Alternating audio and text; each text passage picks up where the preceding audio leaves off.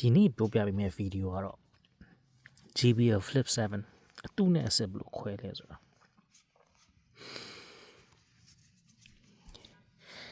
ဒီနှစ်ခုကကြည့်ရင်တော့ပုံစံလုံးဝတူတူပဲကွက်တီပဲအလေးချိန်ကလည်းတူနီးပါပဲလုံးဝဒါပေမဲ့တစ်ခုကအတူတစ်ခုကအစစ်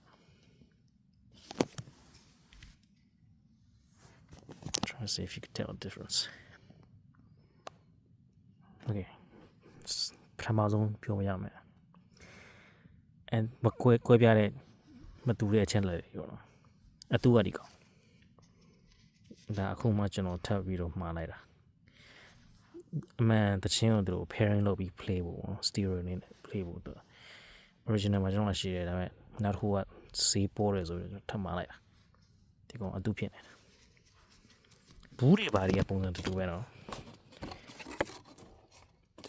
မတူတာဆိုလို့ဘူးရှိမှပါသိမှာပါ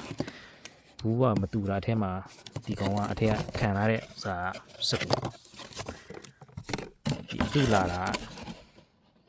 plastic အောက်ခံလာ quality အနေနဲ့ဘူးကလည်း original ဒီပါအတိုင်းပဲ you know ဘူးကြီးပဲကြည့်ဝယ်မယ်ဆိုရင်တော့အထက်မှာပါရှိတဲ့သိမှာပေါ့ဘူးကဒီကောင်နည်းနည်းလေးပိုမာတယ်ဒါပေမဲ့ဒီလိုနည်းနည်းညှင်တော့နည်းနည်းလေးပျော့တော့ပေါ့နော်ဒါပေမဲ့ဘူးကြီးပဲကြည့်ပြီးမှန်တော့အပြင်မှာဒီလိုလူတွေ့ပြီးခွဲရတယ်ဆိုရင်တော့မှ you know ဘူးအတက်နဲ့ဒီလိုရောင်းနေဆိုရင်တော့မှစိတ်မချအောင်အထက် speaker ကမတူဘူးပါတူလို့ရတယ်ဒီကပူထားတော့ပြီးရင်နောက်ထပ်နည်းနည်းတိတာတဲ့ထူးခြားချက်လေးတွေကဘက်ထရီ charging ချရင်ဒီကောင်ကခုန blinking ဖြစ်နေတာတော့မိတ်တော့ဖြစ်နေ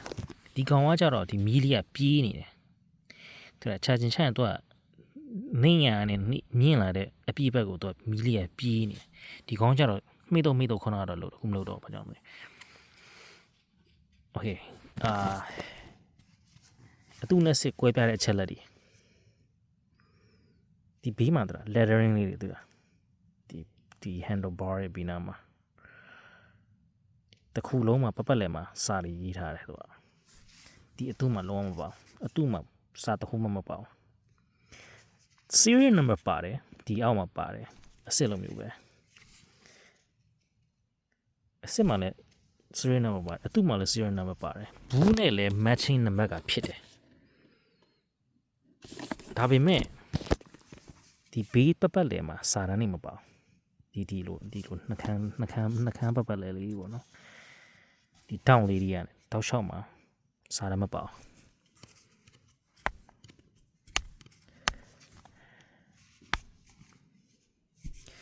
နောက်တစ်ခု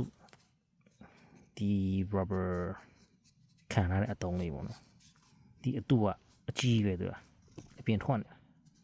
it's poking so much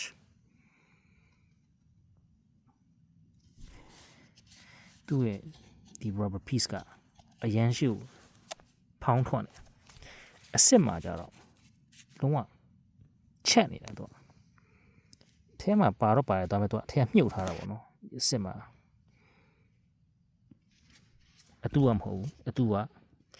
ဒီ plastic piece ကအပြင်ကိုခေါ်ထွက်နေနောက်တစ်ခုဒီစာသားတွေဖောင်းချွားတယ်ဒီအတူက JBL ပေါ့နော်ဒါပေမဲ့သူ့ရဲ့ material လောက်ထားတဲ့ပစ္စည်းကမတူဒီကောင်က rubber piece it's a silicone rubber piece type thing you know ဒါနှိပ်လိုက်ရင်ပျော့သွားတာပျော့စီဒီအစစ်မှာကြတော့ဒါက plastic လို့ metal လို့လုံးဝဟိုပျော့စီမဟုတ်ဒီဖောင်းကြွမဟုတ်ဘူးသူကအစစ်မှာဖောင်းကြွမဟုတ်ဘူး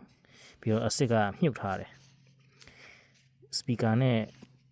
လုံးဝနီးပါ flash ဖြစ်တယ်။ကင်ရင်တော့နည်းနည်းလေးတိတာနည်းနည်းလေးဖောင်းထွက်တယ်ဒါပေမဲ့ဒီလောက်နီးပါအပြုံကြွပြီးမထွက်နေဒါနောက်တစ်ခုပြီးတော့ဒီလက်ကင်ကဒီ rubber လေး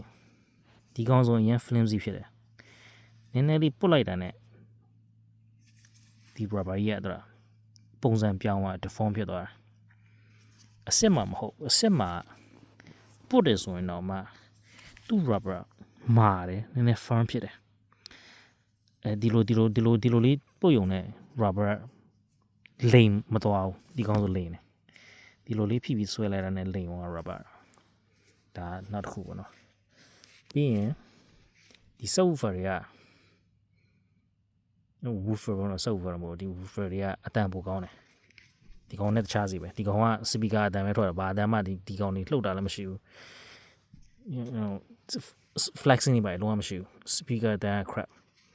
လုံးဝအတန် garbage အတန်တော်ဆိုးတယ်နောက်ဆုံးmajor တစ်ခုကတော့နှစ်ခုစလုံးက pairing လုပ်ရင် bluetooth လုပ်လို့ရတယ်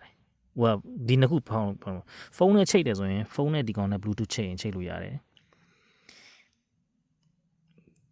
ဖုန်းထဲမှာပေါ်တဲ့နာမည်ကတော့ JBL Flip 7လို့တော့ရေးတယ်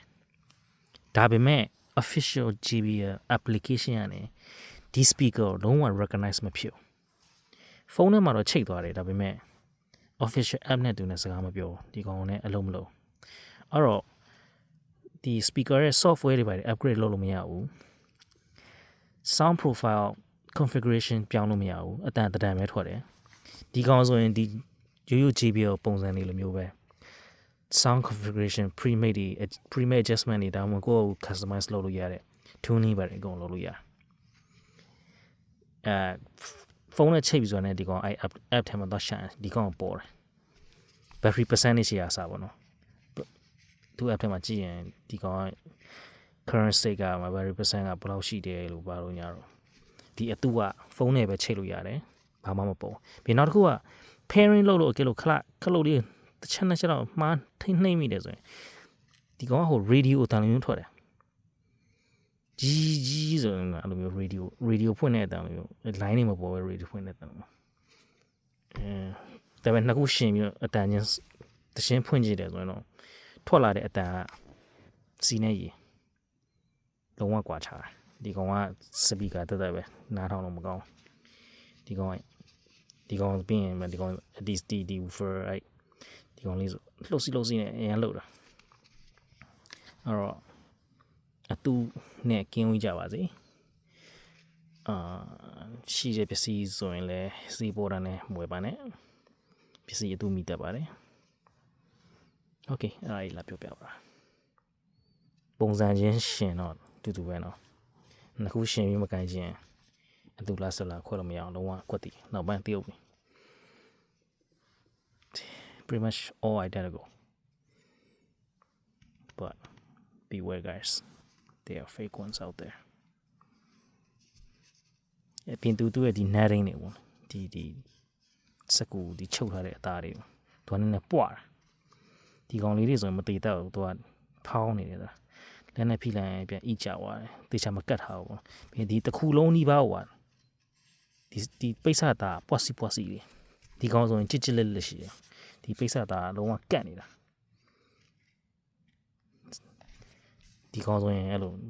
သူ့ရဲ့ပိတ်စဟိုကနည်းနည်း loose ဖြစ်နေတော့ရန်ဟိုကြက်တက်ကြီးမဟုတ်အဲ့လိုမျိုးလည်းနည်းနည်းပြောလို့ရတယ်ဒါပေမဲ့ play it look at all these rubbers